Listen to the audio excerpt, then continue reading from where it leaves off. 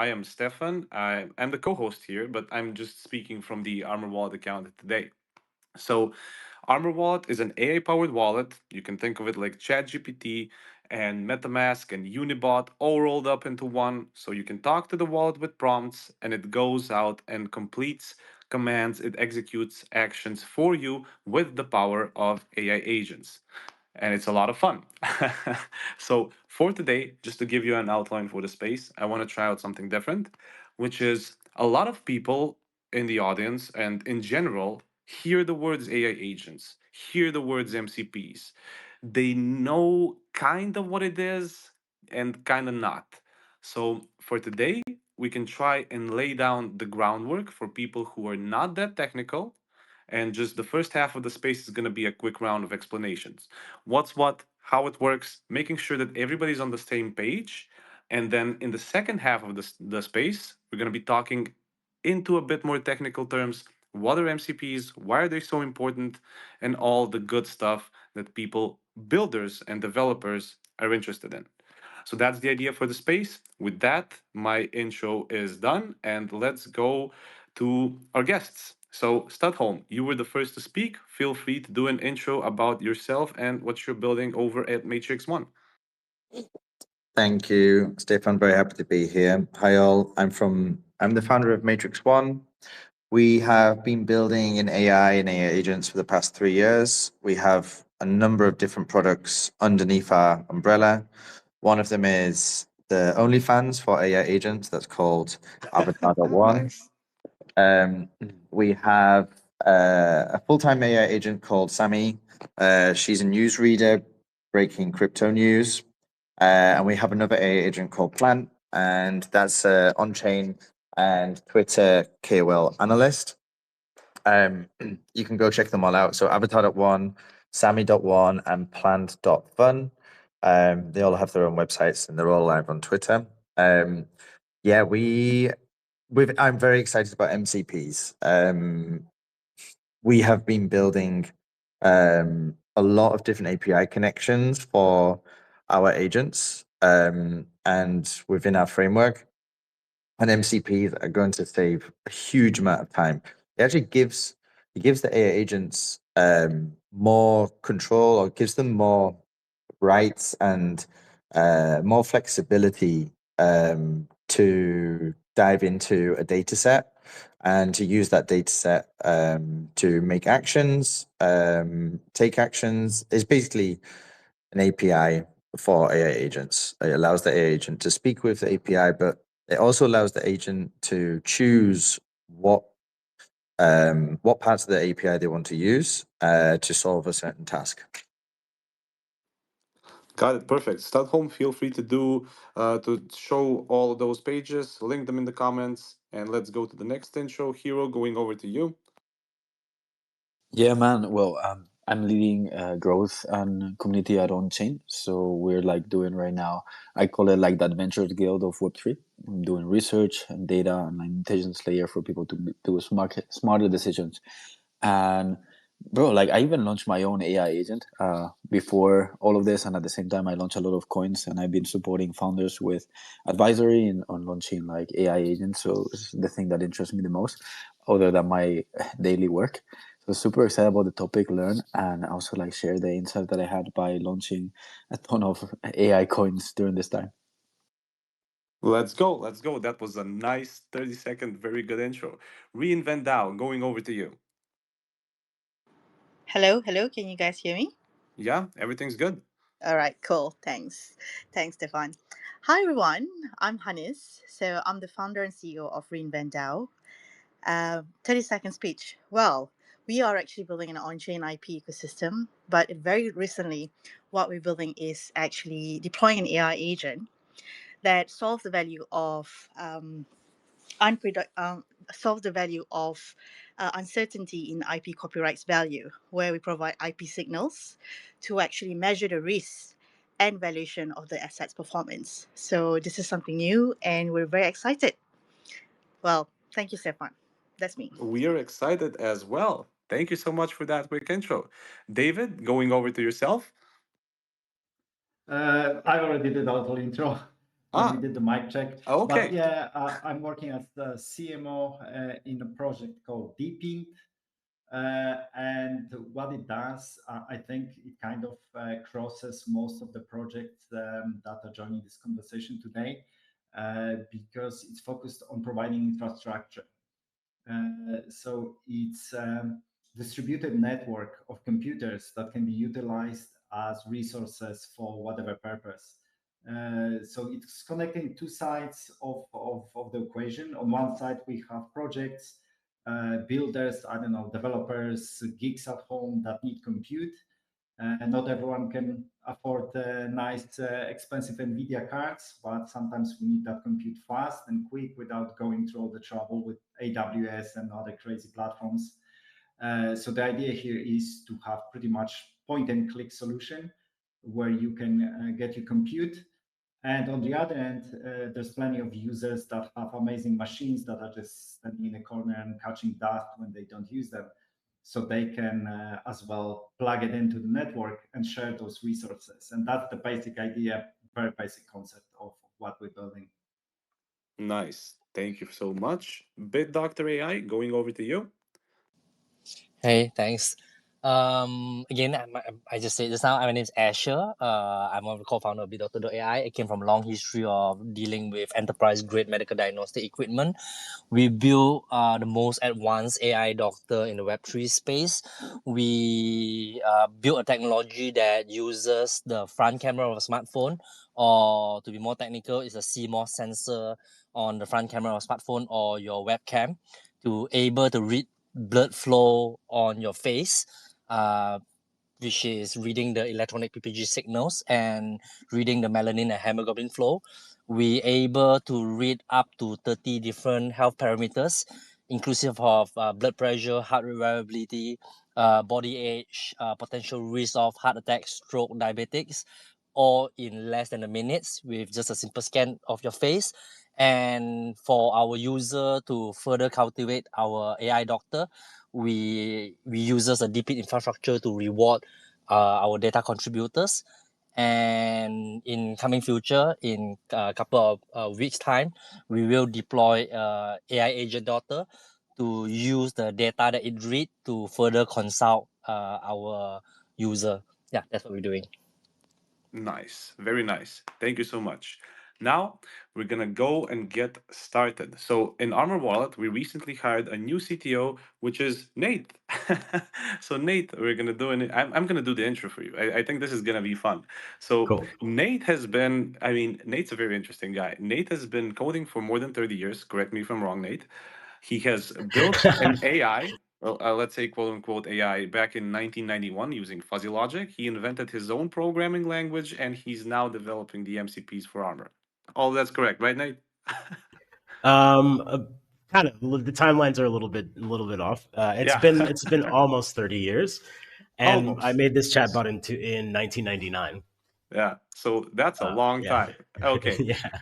So let's get started with some questions because a lot of people are newbies. A lot of people have now recently seen the new vibe coding trend. They want to test out AI agents, they want to do some things. So let's start with the basics. And Nate, I'm going to hand it over to you, which is what is an AI agent? Okay. Hi everybody.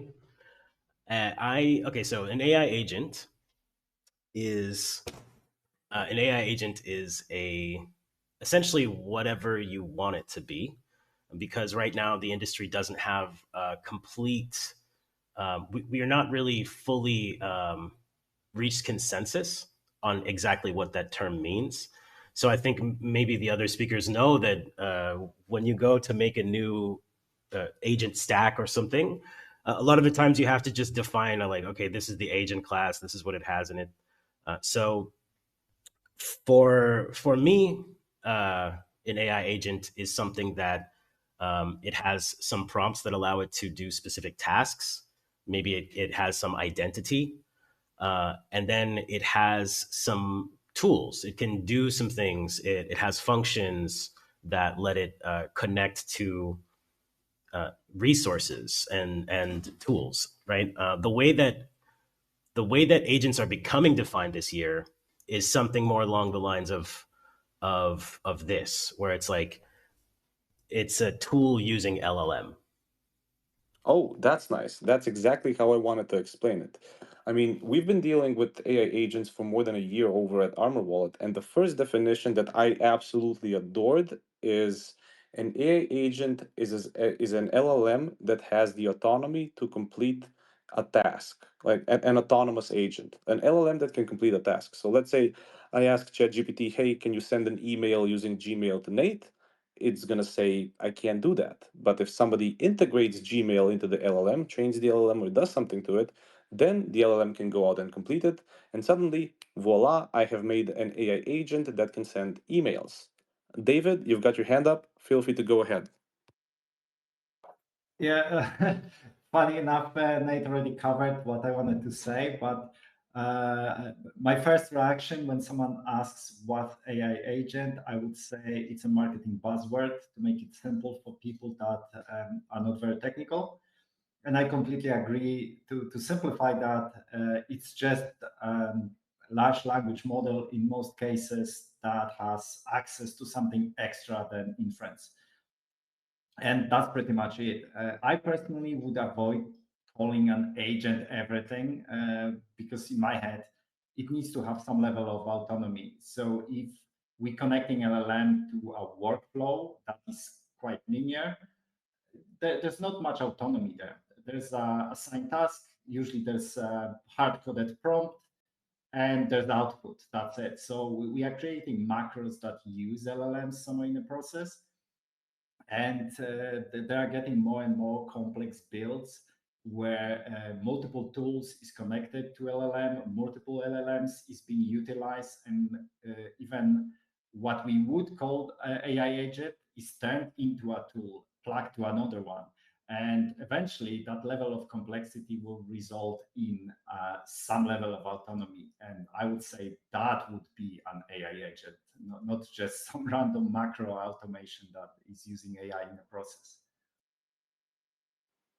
That was a very good take. That was a very good take. BitDoctor, I think you had your hand up, but you now dropped it down. Is that Oh my... yeah, Okay. yeah. My opinion, what is AI agent? If were to put it in the most layman term to understand it, it would be a tool, a machine learning or an algorithm that able to scrape the internet to take every single available resources online on the internet, to put it together, to summarize it, and to simplify it into an answer that and convert it into an answer that not only the computer can understand, but also in simple term, in English or whatever language that is required for the particular owner to or user to understand, to summarize. Is basically AI agent is something that it can use every single available resources online or article online to summarize it into an answer with statistic for the user through its prompt. That's my opinion. What an AI agent is just basically something that it can put everything together, go through the internet within seconds, and summarize everything, put it into simple term, and let the user to get his answer. Interesting. Interesting. Thank you for that take, Bit Doctor. And now you mentioned a lot of things, and I want to go back to one point, which is you mentioned that a lot of people are trying to build AI agents, and uh, an agent can be considered an LLM with some extra steps, right? So the new and coolest things about AI agents are MCPs, which is, let's say, a model context protocol, which is a way for LLMs or AI agents to communicate with APIs. So, just a lot of people have heard the term API, a lot of people know what it is. Just for the random people who are new to the space, what's an API? Let's go into that really quickly, and then we're going to go into what's an MPC, and then we're going to take it from there. Nate, I think you can start. What's an API? Simply for people who have never coded, just vibe coders. Whenever you think explaining things, just take vibe coders, people who just want to talk to an agent, they want to code, and they want to learn coding later. So that's their take. Okay. Yeah, Okay, go cool. ahead. So an API, it stands for Application Programming Interface, but essentially it's just the way for two programs to talk to each other. What you're doing when you're making an API is just you're defining some communication standard. And really, it's like a communication line for two different machines or two different processes to talk to each other. So, if you're using Instagram, the Instagram app is using the Instagram API to connect to Instagram servers to give you the data that the app needs for you to interact with it, like this. Okay. So in terms of an API, it's the part that the LLM needs to complete a task, right? Well, okay, hold on. Wait. The API is sort of an old school term. I think my most recent post on my profile, I put a Drake meme up saying, like connecting through things the old school way through APIs, and then the good one is like using MCPs to do crypto trading. So the idea is that the API is the old way of doing things, given where the industry is currently at now with AI. The thing about APIs is that they're hard coded. So, for instance, I have to go in, I got to make something. I want to connect to Instagram. I have to go read all the docs. I have to write code that connects me to the API or use their client. All this stuff. It's all basically for coders to interact with. And this differs from an MCP because the MCP is something that agents interact with. So it's kind of like you can imagine that humans usually go through the door called API and agents go through the door called MCP when they're connecting to some service. Does that Got make it. sense? Yeah, to me it makes sense. To me it makes sense. I know the bar stool and bar analogy that you have where hello. Yeah. Yes. Okay. Okay, sorry, I just got a phone call. Sorry about that. Okay. So I know about the bar analogy that you use for MCPs, but Studholme, you've been building MCPs for a while. How are you going to explain them in terms of? Oh, okay, you raised your hand as well. Perfect timing. That's called perfect timing. Feel free to take it away. What's an MCP now? Um, essentially, an MCP is another kind of layer on top of an API. Just what Nate said. It's APIs are built for coders to interact with different protocols, different data sets, other different compute as well. But an MCP was brought out from Claude Anthropic as a format where it's making it more AI agent friendly. And an API is you're making direct connections to the API. So you have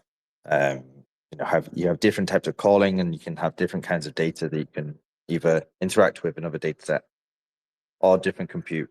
And the MCP server, it includes memory, compute, and it's a persistent server. So it's a natural server that an AI agent can interact with.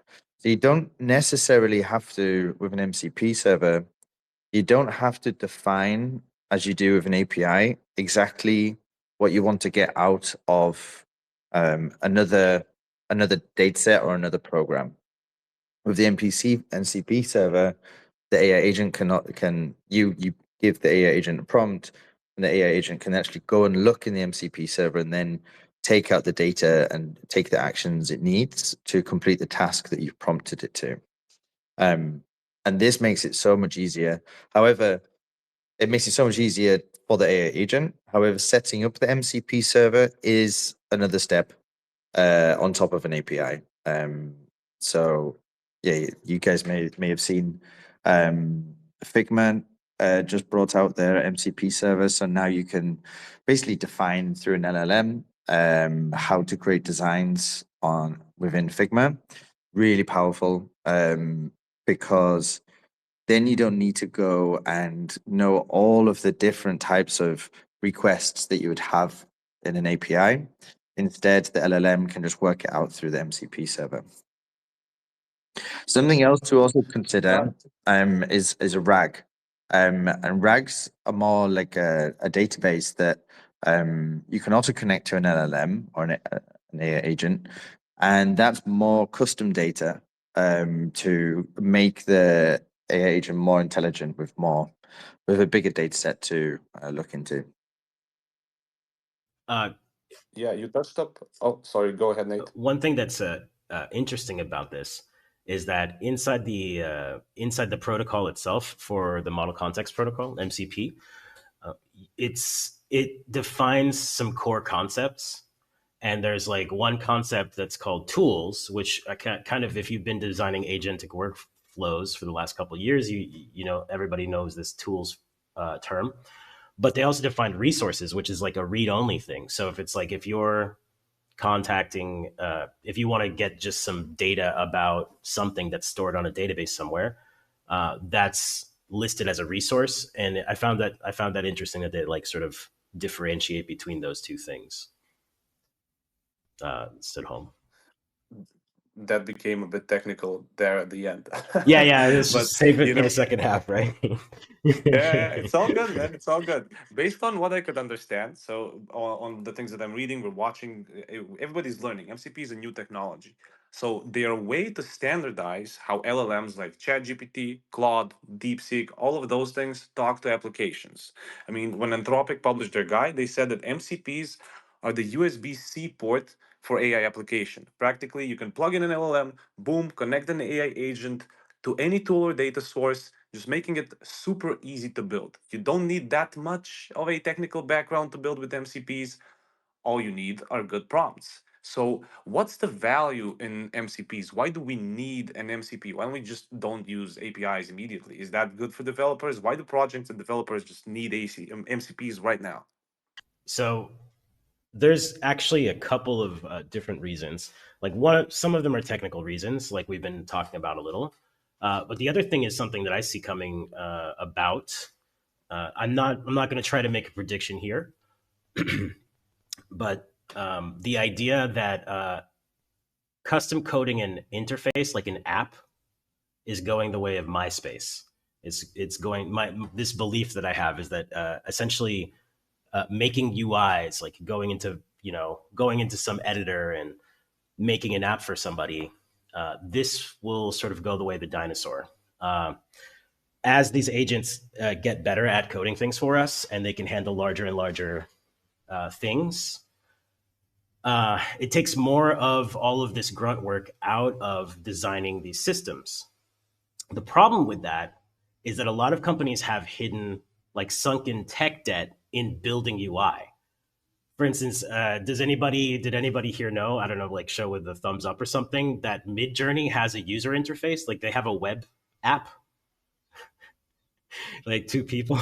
Only two people knew about three it? people. Only two people knew that? Three people knew that Midjourney has an app. I didn't Yeah. know. How many people have used I Midjourney? just used this How one. many people have used I Midjourney? mean, Thumbs up? Yeah, okay.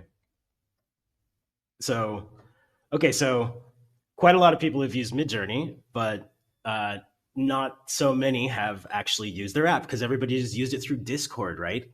Because Discord is a standard interface that you can use to interact with bots. And so what happened to Midjourney is they spent money, and I just learned this the other day. They didn't get any investment money. They were pretty much bootstrapped this. So they spent money and time and developer time and everything to build this UI with love. And they put a lot of time and effort into it, and they really tried to get people using it. But you can't really compete with like a standardized interface. And the thing is, now that people are using things like Claude Desktop or N8N and all these other things, these agentic software is coming out. It's sort of eating interfaces bit by bit. And so the problem is, if you're a company, it's like, well, how do we not fall into that same trap? And for me, it's like, this is the answer. I've been thinking about this problem since like last year at some point, probably around the same time MCPs came out. I just didn't know about them. So it's a real problem. And like, I think for us, the thing that what's really allowed is that, okay, we don't have to compete on both sides of the thing, right? Like so companies, my idea is that I wrote this article called "What You Ask Is What You Get." And like the banner is really, really dramatic. It's like apps are dead, it says. Um, and it's like on Medium, I think it is. So in this article, I talk about this, and how do companies save themselves from this? Well, the thing is that you have a value proposition inside of whatever app that you're making, and that's coming from your backend, not your user interface. It's Midjourney, they have their servers, they have their GPU clusters and stuff. That's where their value is. Their value is not in the UI. So now you could say, okay, I do want to make agents, right? So you can get on both sides of this like game, right? Because there's a client and there's a server. So there's agents and then there's MCPs. So you can make an MCP server, which is like saying I have something agents can use, or you can literally make an MCP client, which is pretty much making an agent itself. So you don't have to compete on both of those terms anymore. It's not like you have to build the full stack. You could just build one side of the stack, and you could still make tons of money and plug into all kinds of other marketplaces. Based on your enthusiasm during explaining this thing, I think that's a big deal for developers, right? So I got a question after this, which is okay. So MCPs are very cool, and they're coinciding with the trend of vibe coding. So can MCPs, and is this a good use case for MCPs? Can they make every layman, every person who wants to be like meddle with AI, play with AI, can they turn people, vibe coders, into AI agent developers? Is it going to be that easy? Like I connect my Claude to an MCP and boom, I can build out an agent for something. David, you already have your hand up. Feel free to take it away. Yeah, I think it's becoming very quickly a standard. Now it's a lot of noise around MCPs, but it didn't came out a week ago. It's been around for a while, and I've been using that with Cloud Desktop tool. Just playing around doing some not necessarily big tasks, but what it allows, it's very easy access to APIs and or other solutions. Like yesterday, OpenAI just released MCP support for the agents SDK. So it's being accepted by competition in the space. They see the value, and MCP is not going to go away. And I think when it comes to, I really don't like that vibe coding thing, but let's call it using AI to code. So if you are a developer and you're using AI to code, not vibe coding randomly shit, online and then pretending you are a developer, it speeds your workload, it speeds everything up, and you can come up with ideas with tests, because it's not only the way how large language model works, it's only the way how you can inject your own knowledge to what you're requesting. So like this perfect example everyone is showing online, that guy created a flight simulator. The guy is actually a developer. He knew what to do, he knew what to ask for, he just speed up his workload and used AI for it. Average person wouldn't have the same outcome. And we can see already MCPs connecting to tools like Blender and to Google Ads. If anyone ever used Google Ads, you can see how interface is convoluted, crazy, changing constantly. If you can communicate with that using words and just describing what you want, it's just a matter of time when people will swap to this way of communicating. And I think Nate just nailed it. Most of the UI interfaces will become obsolete. It's not that technology is catching up. We are first time, I think, in known history, when technology is progressing faster than it can be adapted. And a lot of startups that created solution for something are already obsolete before they launch the product. We are in that weird time when we have no idea how that's going to evolve. But one way we know, pretty much everything will change, and old school of interacting with websites and tools and apps and learning countless hours how to use your mouse, to design something in 3D environments. All that is gone. It's just a matter of catching up with what's already possible with that technology. I gotta agree with you on that one because I mean the whole Ghibli thing that happened 2 or 3 days ago. I mean we can see that AI is eating art, right? Miyazaki spent like I think I saw on Twitter one scene that took a writer or a graphics designer a year and 4 months to develop and it was like a 3 second, 4 second scene, and then you see just AI eating art, eating applications, it's eating development, it's eating everything. Nate, you had your hand up for a second. Feel free to take it away. I just wanted to butt in on this real Yeah, quick. it's all good. This is crazy, this Ghibli thing. And there was actually this guy, I was following it last night. There's this guy who made some Ghibli app or something like that, and then he got a cease and desist. But I think it was just some clickbait. Um, so just to bring it back a little bit to this idea, with what you said, David, is that MCPs, what they really do is they allow us. So I saw this meme. It was like, okay, so you could be a 10x developer, right? And if your skill is anything above zero, then zero, like that times 10x will be something great. You know, if you just put a little bit of effort into it, like you put one into it, right? Well, then you get 10 back out of it. So Peter Levels, that's the guy who did the video game, vibe coded the video game.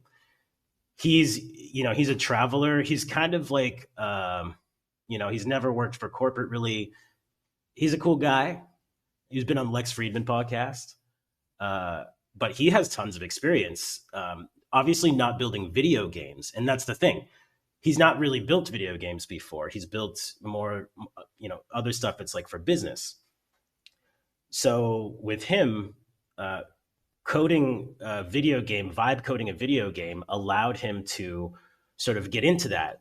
And the problem is, like, it's the same problem we have with communicating with other people. If you don't know the language, if you don't know the words to say to somebody, they won't understand what you mean. The same goes with prompting. Yeah, go ahead, Hero. I just want to, I just share like that. It's not a shell. Just check the image, the quality of that image, guys. That was done with AI with one prompt. And then what happened there is that we just had like a designer like do a touch, a little bit of a touch in the image. And the power of AI, what we're going to see in a year, guys, not only in programming, like anything, the agentic is changing everything. Like if you're good at something, if you have good ideas, you're gonna be able to work like for like 100 people, and at a quality that has never been before. And if I wonder if we can calculate how smart are we when we work with AI together. No, if there's like a way of developing that, and the people that are leveraging these agents for themselves, because I am, and I cannot function without them anymore. That's a fact. Yeah, Hero, your output has been insane, man. I see the image, and I also saw the image of you drinking a white monster in Ghibli mode, which is an absolutely insane. You can add everything. You can add everything. And, I think it's time to switch up the conversation a little bit into a bit more technical of part, which I think up until now we've had an insane chat. But Nate, since you became the CTO over at Armor, you've been developing the Armor MCP. Can you tell us what that is and how can people use it and why this is important? Because I think what we're building is super important, but you've got the technicality to explain it in detail. Take it away a little bit, man. Okay, so the Armor MCP is Armor Wallet is it's essentially a full blockchain suite, if you want to put it like this. It gives you access to tools like performing swaps, uh, wallet management, bridging, trading, doing strategic stuff. And it has the two sides to it, right? We have our Armor agents, and then we have our Armor API, or what could be called like an SDK. So we have like our server. You can communicate with our server using a key, just like most APIs. And really, given what we were just saying, that's where our value is. I think Hero, maybe your hands like head didn't go back down. I don't know how to do that. So our whole value proposition is, we're basically flipping the bill for tons of data that is hard to get from the blockchain for people, and it would take a long time to go through all of the hoops that you have to jump through to get to. And we're putting it all in one place. And with our MCP, this is essentially our way to sort of bring this to the modern agentic web. And that's the case. So I don't know where everybody wants to sort of start with this, or like what questions people might have about MCPs, but I'm just going to start off with a very simple, I don't know, a simple dive. I saw that somebody was able to, like, I am new here, so I don't know how to provide links. What kind of link do you want me to post? Could you put up the link to the Git for Armor MCP? Yeah, of course. So it's Nate's first time on a Twitter space, so I think he's managing it nicely. Way to go, Nate. Feel free to Thank you. chat, and I'll just do everything that you tell me to do. I'm gonna. Okay, do cool. it. So yes, yeah. Eventually, we'll have an agent on one of these calls, and you'll just say to the agent, like, "Hey, can you put up the GitHub link?" Right. So I'm the agent now. You're the right? agent currently. Like, okay, so this is the coolest thing about the idea about agents, right? This is not new. I mean, for instance, even if you saw the Matrix, you've seen what agents are, right? They're not cool in the Matrix, but yeah, there's the GitHub. So that will give you some sort of a technical detail all the way down if you want to like nerd out on the code or whatever.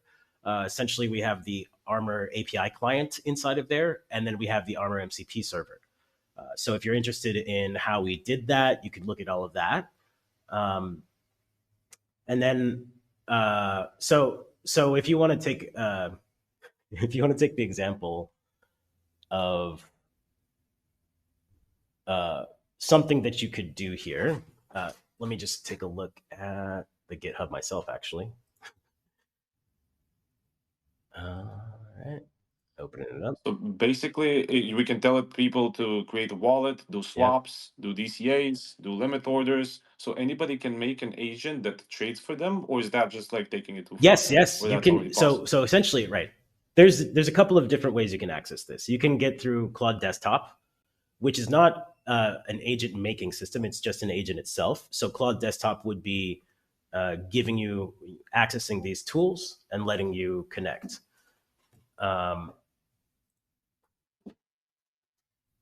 Okay, yes. So the first thing is, if you read through this GitHub a little bit, there's some part down there that says that you have to access the Armor codex. Currently, we have to pay the bills. So the way that this is set up, we've got an NFT called the Codex NFT. And so for the first people that are helping on our alpha test, you get our NFT.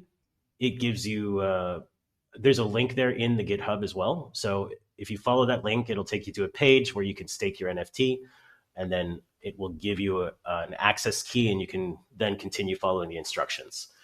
I remember the thing I was going to say about multi-agent systems. So it's just a very quick overview of this concept. Humans are agents, Stefan, if you look at them mathematically. So it's kind of like anytime you have more than one human together doing something, you have a multi-agent system. And technically, a multi-agent system is something more than just a human. So it is a superhuman. And if you think about countries or even just small teams of people, the ability to get things done, the amount of abilities that this team has as a whole is more than any one person has. Oh, Hero, yeah, what's up?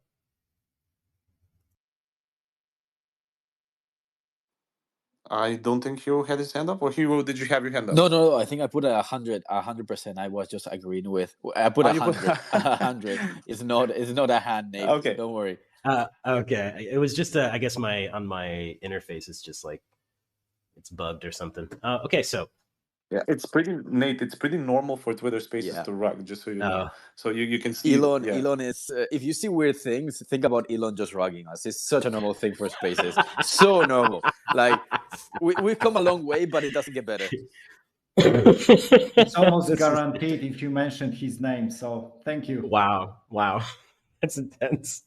That's also a weird thing. So now, if you see, ReinventDAO has their hand. Yeah. Okay. So yes, go ahead.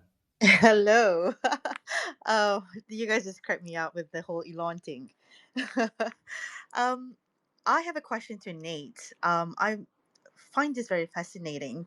My question to you, because I haven't read through what you guys are building for the Armor MCP, but my question to you is, MCP can also act, the server can also act as an engine. So can what you're building for this angle, can it also be like an interface, not just for the agents, but also for other apps? That's my first question, or other application. And the second part is I want to ask you about, with these, how is it possible? Like, for instance, what you're building at Armor Wallet with the MCP, I find it fascinating that you guys are allowing, say, agents to agents, maybe trading and all these things. Does it work in the case of multi-agent models? Because this is something that we are trying to understand as well. How will that actually fit in? So, and third part, I second to what you say about agents, AI agents to humans. The way I see AI agents is that if you think about now, we have a specific role or job that says recruitment agent, real estate agent, or even dealer, broker dealer. And these are act as an intermediary to perform our job, our tasks as humans. But in the case of AI agent, we do hire, say, a group of brokers, a group of recruitment agents under a company to perform specific tasks, which is to find talent, to find houses for the buyers and sellers. So this is something, for me, it's actually a next level of communicating between human and potentially like automated robots or bots, we want to call it, so that they can perform tasks that is also goal oriented, and the task can perform so that the outcome can either be used by the AI agent or even the human itself, which is us. So over to you, Nate. Okay, great. Those some perfect questions. So, okay, I'll just go directly into the second question since it kind of answers the first one. The idea of, okay, so think about it like this. Currently, the MCP allows you to, the idea is that you connect something as a tool or a resource, yes? I think quite possibly in the future, they will add some sort of an agent communication part of it. But for now, just including something as a tool. So like in Armor, I haven't talked about our Armor agent side of it because our focus has mainly been on just getting this MCP out since that helps us with our business proposition. So in this case, oh,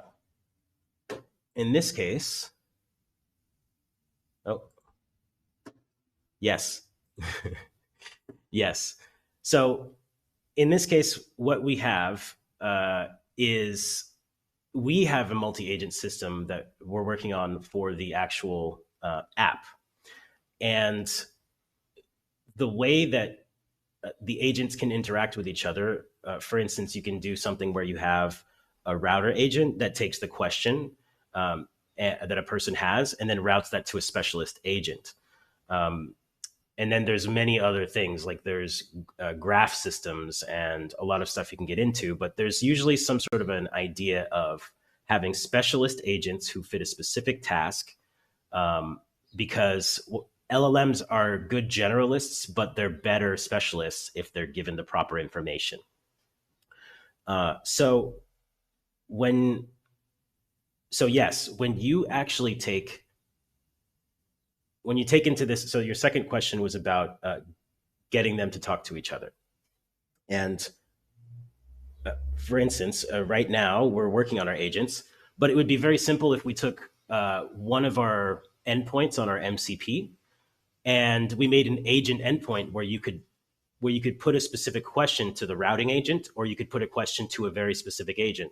Like, let's say you wanted to talk directly to the swap agent from Claude. So this is the idea that you're telling Claude, I want you to use these tools, but in these tools, it has the ability to ask other agents, which might have other specialities.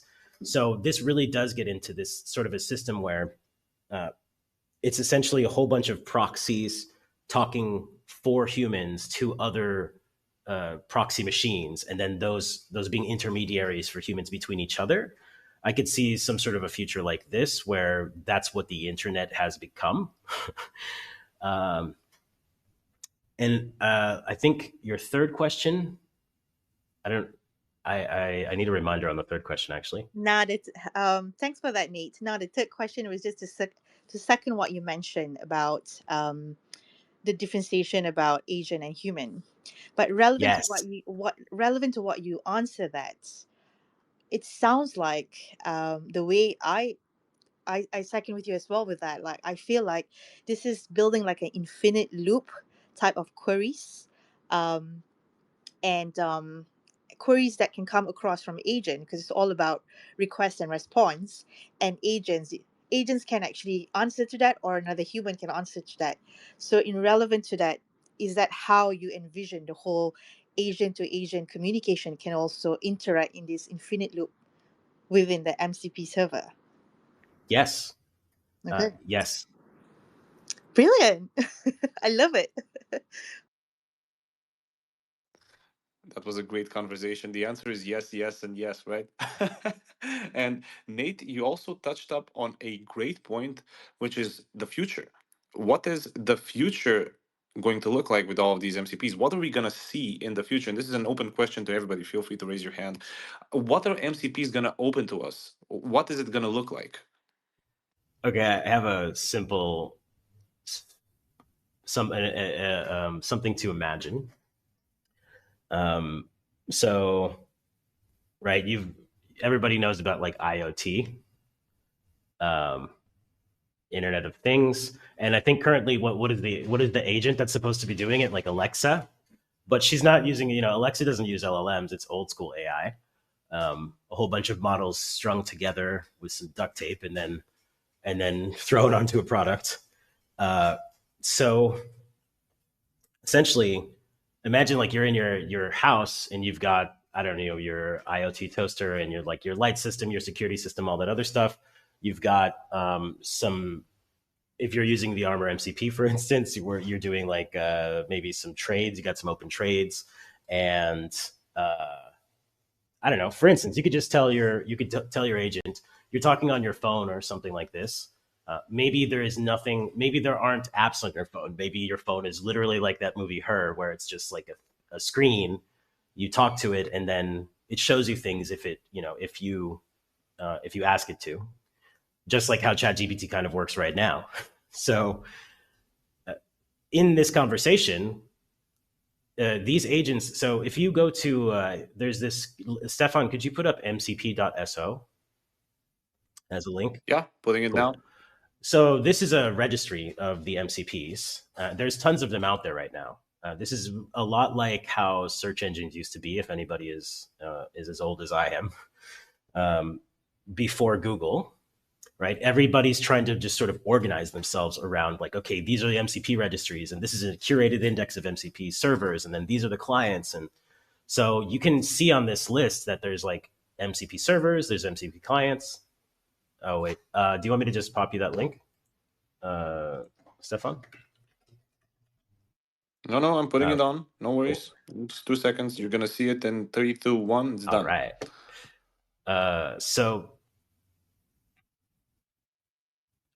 Okay. I see how that works. Wait a minute. Okay, yeah, mcp.so. So this type of a site, you can imagine that an agent would go on here or have its own registry of a whole bunch of different tools that it could have access to, choose among millions of possibilities based off of what you've just said to it. Maybe it could do planning, long-term planning. So while you're like, hey, could you manage my crypto portfolio and make sure that, you know, it's balanced and I'm feeling bullish or something like this, right? And then you just tell it that. Right now with agents, you have to be very precise with them on what you want. They're like genies. So, okay, cool. So basically, yeah. I just imagine that this world will be something like we've been imagining in these Hollywood movies, where you've got this some sort of a thing which you talk to, and then essentially you just do other things with your body that you couldn't do before. Like right now, I'm sitting in front of a computer. It wouldn't have to be. Anyway, that's that. Nice. And I didn't see any hands up, but I think Studholme has a very cool idea for the future, just in general, when it comes to dealing with MCPs and the future on chain. Cool. Studholme, can you give us your take? I think MCPs are exciting, especially because they've now been adopted by ChatGPT, Zapier, Composio, obviously Claude from Anthropic, brought it kind of into the market.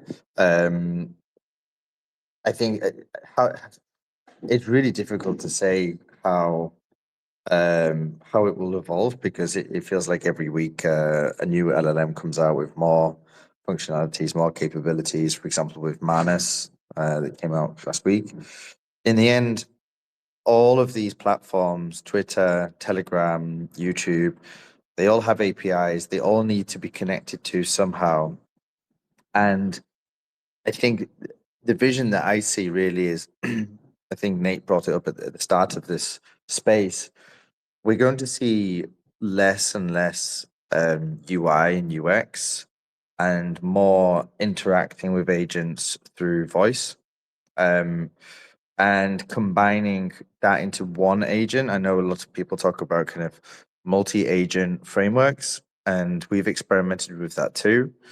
But I think eventually we'll just have one LLM, one agent, and then with multiple MCPs, connecting to multiple MCPs, and then powered by voice. So eventually we won't be, we've actually, I went for a walk with our engineer the other day, and we tried out vibe coding, but voice. So we actually went for a walk and we coded. And I think this is going to happen more and more. So the future really is less monitors, in my opinion, more directing agents, and combining that with voice, MCPs, and just one agent, one LLM. You just brought up a very cool experience, which is Nate was watching one of our dev relations developers, just setting up everything in terms of the MCP, and he said, "Yes, I'm in a meeting and I'm standing and I'm walking and I'm telling you to do things, and this is how the future is going to be like. I just say things. This is vibe coding. You have the same idea," and this is very funny to me. But on the other side, David doesn't like vibe coding as much. So, David, I'm interested into your idea as to how the future is going to be. It's I don't like that, because for me it's another buzzword. The problem with coming up or coining a new term is usually it comes from sales and marketing people, not technical people, because vibe coding sounds cool and everyone can subscribe to that, and even the name suggests, you know, modern times, and I'm vibing. Like, if you don't have good idea, it doesn't matter what tools you're using and what solutions you have. If you don't have skills and don't understand the market, if you don't understand the end user, there's a whole bunch of knowledge and skills that is necessary, and each tool can be used to create something amazing or something crappy. And we can see from vibe coders, most of the outcome is very poor, because people don't understand security, they don't understand scaling, they don't have basic knowledge to pull it off. I'm not saying that voice communication is bad as a terminal for producing outcomes using LLMs. It's just it becomes so easy. People think that they can create things they actually have no skills for. It still requires some level of knowledge. And what Nate mentioned a couple of minutes ago, it kind of 10x's your skills and knowledge. If you lack that, if you are not able to form logic coherent sentences with steps where you think through all the points and everything that is necessary to create something, you kind of get an outcome, but that outcome is not going to be amazing. And if you, it's like the kind of the playing field level a little, but people are forgetting that still your skill and experience matters. So if an average person with zero coding skills can now create a game, what a developer with 5 years experience in gaming development can create with it. Still, those people with no skills are behind. It doesn't mean that voice commands and voice prompting is not a thing. It's just like, for me, I'm vibe coding this SaaS platform. It just makes me laugh. Do you understand all the endpoints? Do you understand how your card is going to connect to that, payments, chargebacks, pen testing for your platform? It's like, it's not just making something work. There's a whole range of problems behind it. People are missing because of this. Yeah. They just think, oh, I'm a developer now because I've made 5 prompts and it's working. Yeah, that's true. I do have something to say about this. You touched on this idea of knowledge and skill. This is important to realize as a developer who's making these types of applications, that as not only as the models get better, but also as we understand these use cases and everything more as developers, the amount of ambiguity that a person can use, or the amount of knowledge, domain knowledge that they have to have in something in order to actually get it done right, that's going to go down. Like, we're witnessing the learning curve being completely decimated. So it currently is way lower of a learning curve than it was before. And it's going to continue going down if, all the forecasts of these models are correct. The only thing that you could take from that as a developer is that essentially, in order to not get steamrolled by companies like OpenAI, you have to account for this. You have to say, okay, right now in my app, a person has to say, so right now, for instance, with Claude, if you connect it to the Armor MCP, you can tell it, I want you to do this exact thing. Make this wallet named this. Do XYZ. And it can even chain together things for you. So it can perhaps make a wallet, and then after that, it can do something like transfer something to that wallet, and then do a trade, for instance. But the problem lies in that I can't just say like, hey, here's my API key. Can you make me some money with crypto? Right? Like, that is a very large open task that can be solved in many ways. And currently there's no infrastructure or way that the model can even hold that type of a task in its context window. It can't know. So I think that's the biggest thing is, like, if we as we're coding these things, right, we're giving in the LLMs the chunks, the bytes that they can chew. If they can't chew it, then they're going to fail. And also, when you're doing multi-agent systems, the problem is, if they do fail, then further on down the chain, that failure is going to come out in a chain of failures. So there's lots of little things to work out before that. But I think that where this is all going, essentially, you will have to have zero.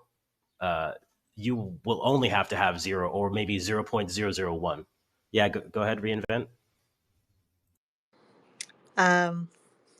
Thank you, Nate. I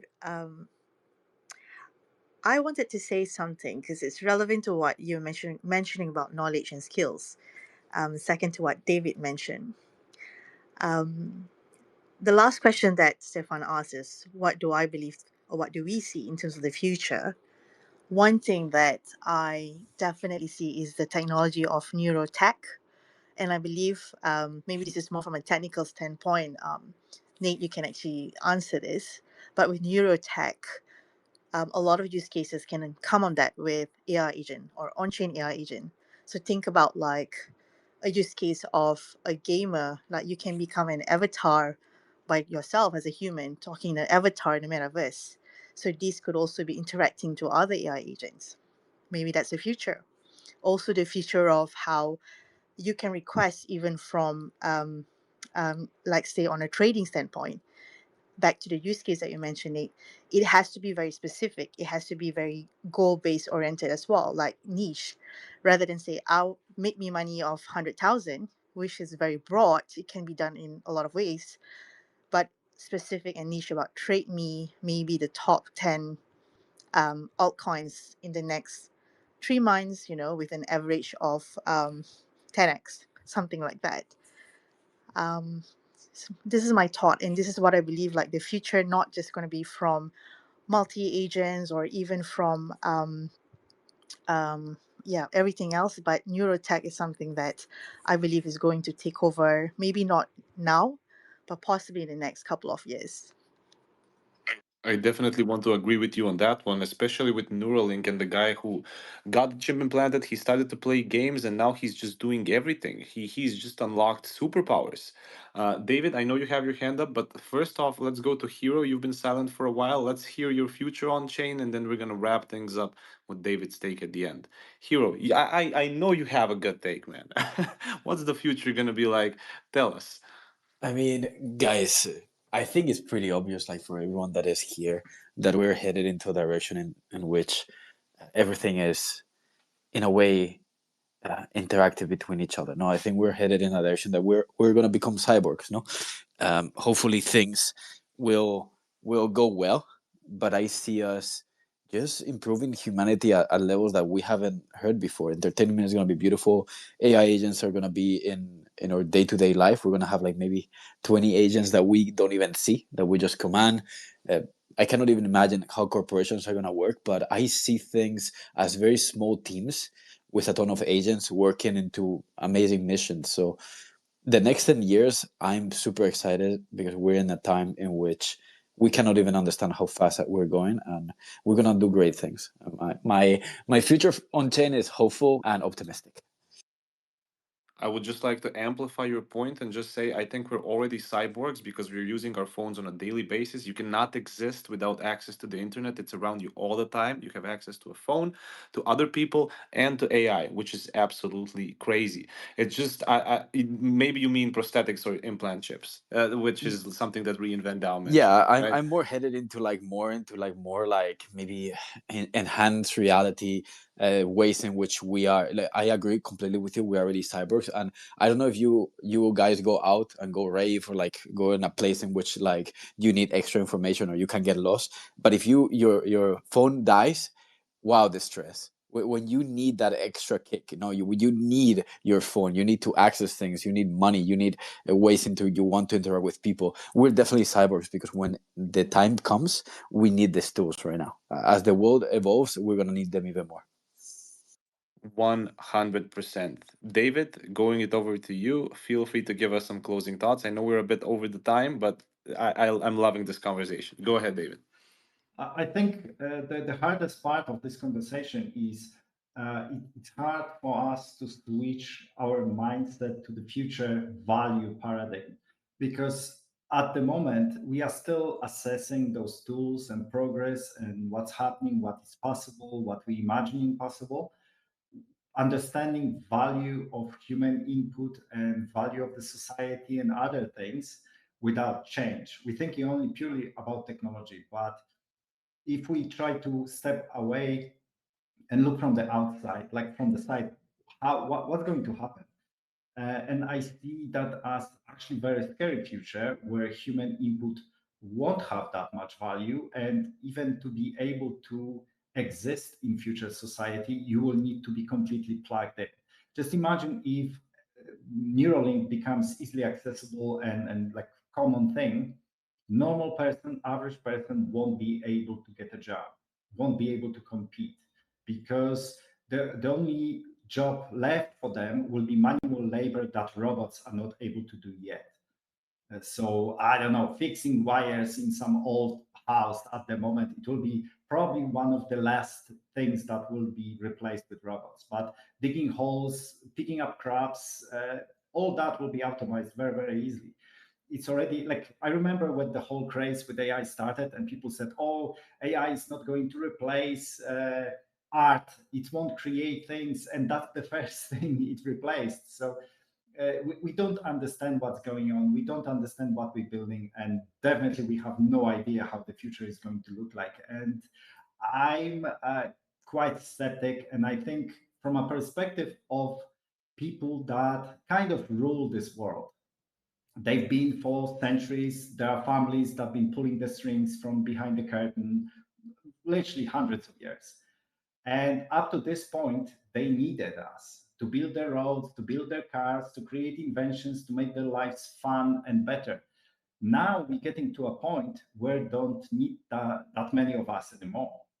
If we will have robots, if we will have AI doing all the work, only a handful of people to serve them is going to be needed. So that leads me to a conclusion that we are heading for national disasters, global economic collapses, wars, and all the shit going down. That will change the structure of everything, change the future, because definitely people in power don't need that many people on the ground. I have something to interject here, which is something I tried to focus on last year a little bit. Everyone talks about automating away the workers that are below them, right? If I'm a programmer and I have, what am I automating with an LLM? Since I'm a senior dev or something, I would be automating junior devs. But nobody thinks about, what about making an agent? So like, what about making agents that automate things above you, traditionally above you in jobs, and redefining what a job is? Like, okay, I'm a startup person, and I'm a CTO or something like that, and we don't have, let's say we don't have a CEO, right? This is actually a joke that I made on my GitHub uh, a while back, like last year, and it was like the CEO agent, and it's just a whole repository that I vibe coded, which doesn't actually work, but it's more of just a meme. And the CEO agent is just, have your own actual CEO. Don't have a CEO, get a CEO. Don't have investors, get an investor agent, right? So I think that this type of thing can really be played with and flipped on its head, and it could be completely, like, it's just essentially chaos in the future. I only see that. Like, maybe it's not disasters and stuff, but look at all of the disasters financially that have already happened, just with the amount of disruption that has happened. So I think things that will make our livelihood more stable should start to come to be more important than the traditional idea of finding jobs and blah, blah, blah. Thank you, Nate. That was a great take. David as well. Hero, I know you had your hand up. Feel free to do us a 30-second outro, and we're going to wrap out the space. Yeah, I just wanted to have like a fun outro, no? Like what happens when you get into a job and the application is you have to be upgraded mechanically. You need this AI chip to apply. And what happens if the biggest companies actually, to the people that they hire, they implement the last chip? No, they actually they get you with a software, and if they, what happens if they fire you? They take it away. I don't know. It's gonna be fun. Just dystopia is coming. Have fun with it, and just get as much money as you can in crypto. We're early, and maybe you will be able to afford the last Neuralink update and not depend on your company software. No, that's a great one. Yeah, nice outro, Hero. Thank you, everybody who joined. This has been a great space. I know we went a bit over the hour, but yeah, thank you so much. We got a cool loads of updates coming up very, very soon.